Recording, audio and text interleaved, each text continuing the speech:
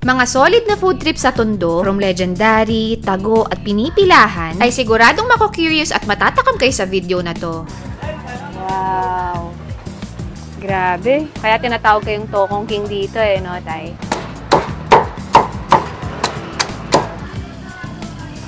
Literal matatakam ka talaga eh. Wow! Super excited na nga ako matry to, kaya naman ano pang inaantay natin guys? Huwag na natin patagalin, i-try na natin! So, ayan guys, meron tayong pupuntahan na legendary ngayon na tago. Imagine niyo 27 years na niyang ginagawa to at sa kanya mo lang makikita. Hindi mo makikita kahit saan. Kaya napaka-unique. Worth it dayuhin dahil siya lang ang nagbebenta nito. Kung meron daw ibang nagbebenta man, hindi kasing sarap nung kay tatay. Kaya samahan niyo ako. Etong kalye, ito yung Barona. Papasok tayo ngayon doon sa may Inocencio. Tara, samahan niyo ako. Nasa may Barona tayo kanina, ngayon Inocencio na. Yan. So, diretso lang kayo dito. Malayo pa. Pero hindi sobra. Pag may nakita kayong gwapo na nasa 70 plus na, si tata yun. Ito ang mundo ng Tondo. Ganito talaga. Pero kung ako tatanungin nyo, sa dami ko nang napuntahan na lugar sa Tondo, safe naman. Mababait naman yung tao. Basta mabait ka. Di ba? Walang problema. Malapit-lapit na. Pag nakakita na kayo ng pogi, meaning si tatay yun. Ah, okay. Sakto-sakto. Yan. Yan si tatay. Sabi ko sa inyo, pag nakakita kayong pogi, si tatay, yun na yun. So, tay, bakit siya Tokong tinawag? Dati kasi hindi pinapansin yan eh. Oo. Tinatapon lang yan. Eh, naisipan kong tanggalin yung atay saka yung pinakatokong niya, pang-ulam namin. Okay naman, masarap. Kaya naisipan kong itinda. Nag-click naman siya. So, hindi everyday to, tay? Araw-araw. Araw-araw, pero yung dami niya depende sa... Dalawang ganito, tatlo. So, ano lang yung dumaki. Gano'n na katagal to ginagawa, tay? Kailan kayo nagsimula? 27 years. Tagal na pala. Ngayon ko lang na-discover. Dati, benta ko niya. 20-20 lang. Oh, mura pa. Ngayon, magkano na siya? Isang 50. Mura pa rin. Anong part po ito ulit, tay? Dito ka ng bangos. Bituka ng bangus. Napakaraming bawang yan. Wow. Amoy na amoy, ang bango. Kaya talagang matatakam yung mga kapitbahay mo, tay. Hindi lang kapitbahay, dinadayo eh. Oo nga eh. Meron bang ibang gumagawa nito? Parang kayo lang narinig ko. May gumaya, hindi rin tinuloy. Kasi iba lahat. Kaya tinatawag kayong Tokong King dito eh, no, tay? Wow. Yung iba ayaw ng konting anghang, gusto maanghang naman. Ooh, grabe yung Kasi amoy. ginagawang pulutan, Oo. ulam sa kanin, pinapalaman sa tinapay. Ah, pati sa tinapay ah. Very creative. Ang bango, grabe.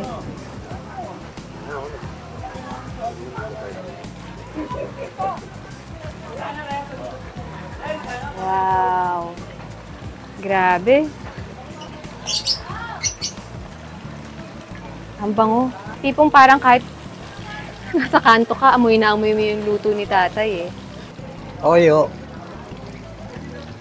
Susunod po natin, suka.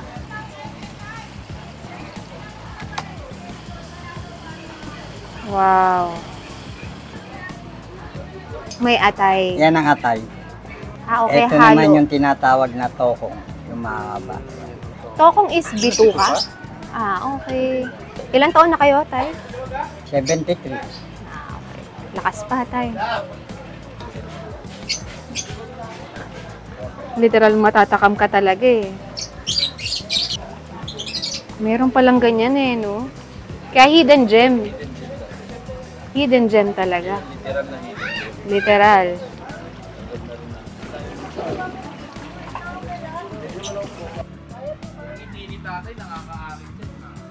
Actually, yun yung nakakabilib kay tatay eh. Masayahin. So, ang finished product, ganyan na siya.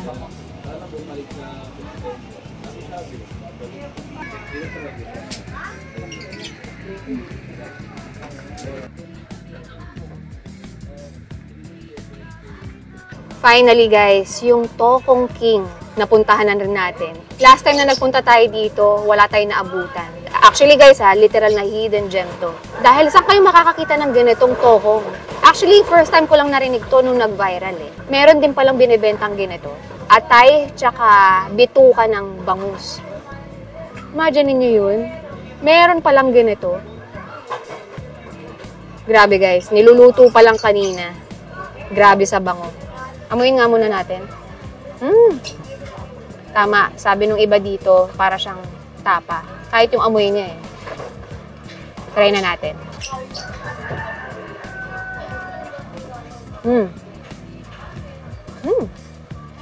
Di ba kanina ang dami niya nilagay na sili? Actually, kick lang eh. Masarap na may maanghang. Saktong-sakto, tansyado na ni tatay yung anghang. Tama, bagay ito sa kanin. Ito na ang katotohanan. Titikman na natin. Sa kanin. Woo! Imagine niyo, ang galing ni tatay. Sa iba, tinatapon lang to. Si tatay, ginawa pang business. At tingnan mo naman, naging successful. Umaabot na sa malayong lugar.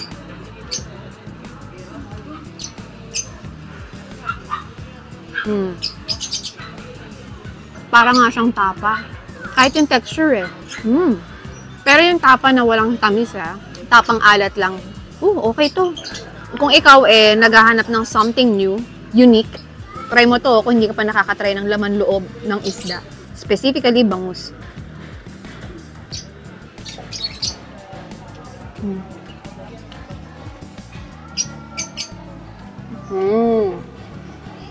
Yung mga ganito, worth it dayuhin. Enjoyin ko na to.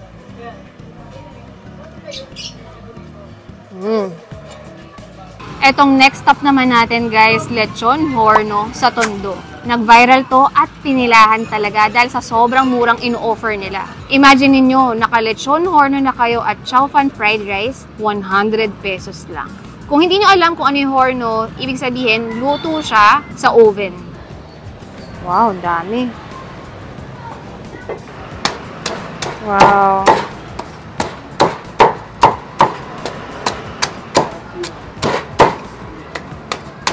Ang lutong.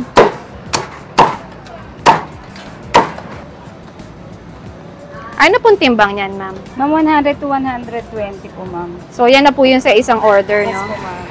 Gano'n na po katagal to, ma'am? Bali, ma'am, 6 months na po kami ngayong August, ma'am. So, sabi po kasi nila, no, nag-trending po ito, tsaka pinilahan. Yes po, ma'am. Hindi po ba kayo nalulugi? Alanganin po pag lowest, 50 po yung benta namin, 50 kilos po, ma'am. Dapat po mas mataas pa sa 50 kilos para kahit pa paano may maayos na kita.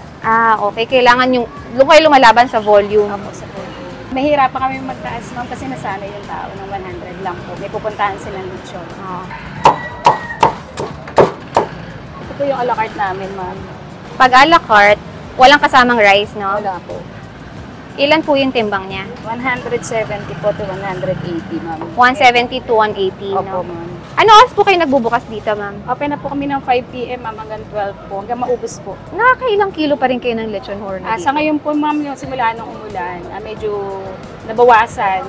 Ngayon, 70 to 100. Wow. Not bad. Dami pa rin. Ako. Actually, hindi not bad. Talagang ang galing pa rin. Ang dami pa rin. Congrats po. Salamat po, ma'am. Napakagaling din naman talaga. Mabibilib ka dito sa lugar ng Tondo. Yung kinatatakutan, pero sobrang daming food trip. Actually, hindi mo naman kailangan matakot dito eh. Ako, many times na akong pabalik-balik sa Tondo. Safe at mababait naman yung mga tao. Hindi lang. Ang sasarapan ng mga food trip nila. Saan ka makakakita? Lechon horno, 100 pesos, naka-chow fan fried rice ka pa. Hindi lang yun may iba pa silang ino-offer. Siyempre, pag may mga natira, kasi nakaka 100 kilos sila Pero siyempre, minsan, lalo na ngayon, rainy season na, may mga natitira, pinapaksiw nila. Ito naman, 100 pesos din. Hindi pa doon nagtatapos, guys.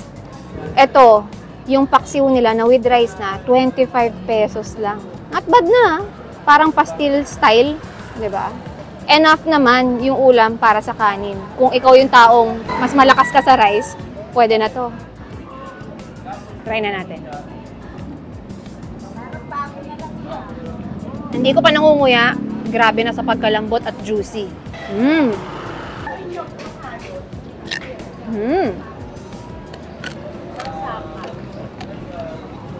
Hindi lang basta malutong. Sobrang lutong. Samahan natin ang chow fan nila. So, yung chow fan nila may carrots at green peas. Hindi lang ganun kadami, pero siyempre, ang mahal na ng gastusin. Tsaka 100 pesos lang, guys. Kung tutusin nga, dapat white rice na lang eh. In-effortan pa nila i-chow fan.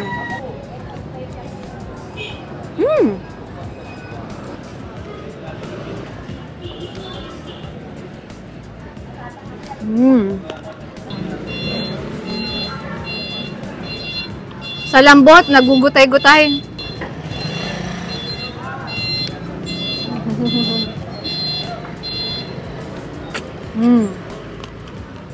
Kahit dito sa pinaka-sarsa nila, sarap guys ha. Sarap nito. Wow. Nagulat ako dun ha, kasi nasarapan na ako kanina. Hindi ko alam may in-next level pa pala. Ooh. Let's go.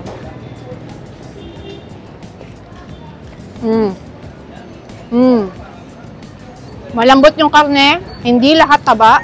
Sobrang lutong ng balat. Ano pang hahanapin mo? Napakamura lang. Siyempre, i-try na rin natin yung paksiw na lechon nila. Presyong pang estudyante.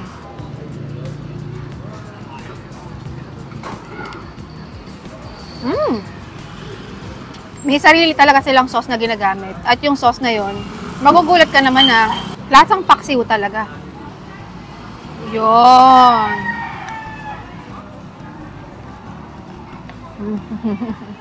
Worth it na ma-visit. Kahit yung horno pa lang eh. Pero guys kaldereta, kare-kare, isa pa sa masasarap sa kanila dito. Ano po itong paninda nila? Suman Salia po. So, bali po naglalako po kayo o may pwesto kayo? Hindi po, ikot-ikot lang po. Saan po kayo nag-iikot para sa mga makakapanood na gusto kayong puntahan? Saan kayo makikita? Sa ano po? Sa Coral. Coral Street po. Opo. Corner, Pacheco. Pacheco. So, anong oras po kaya pag aabangan nila kayo? Mga 3 o'clock po. Bali na nakailan na kayong ganyan? Bali 20 po. 20 pieces lang. Maubos sila yung 30 piraso, umuwi na ako. Okay. Parang exercise nyo na lang din, ano, Nay? Wow. Magkano po isang order ng ganyan? 35.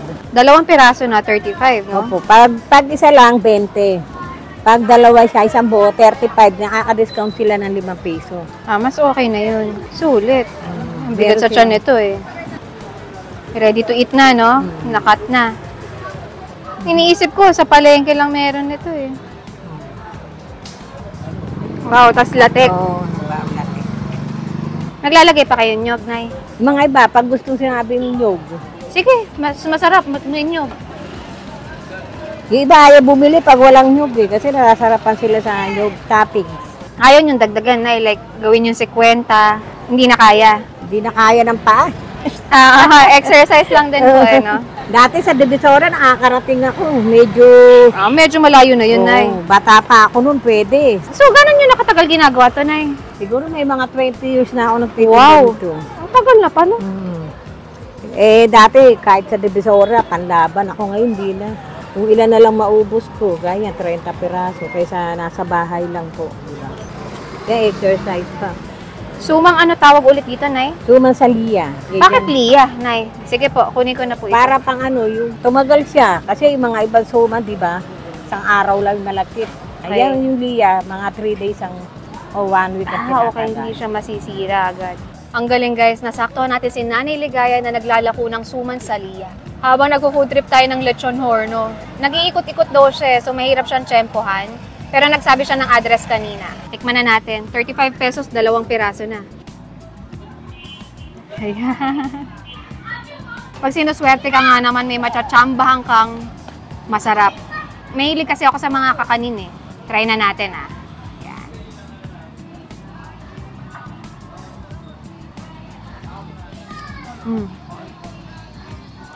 Nung bata ako, madalas ako makakain nito. Madalas bumili yung mami ko nito sa palengke. Ganon-ganon pa rin, masarap.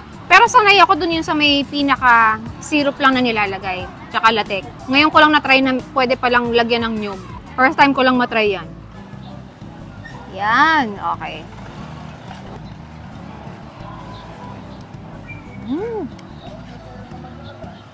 So again guys, sa mga hindi pa nakaka-subscribe, subscribe na kayo and don't forget to comment din sa mga gusto nyo i-recommend sa amin na i-try. Hanggat kaya, pupuntahan namin yan. Huwag lang sobrang layo ah. Thank you guys for watching. Bye!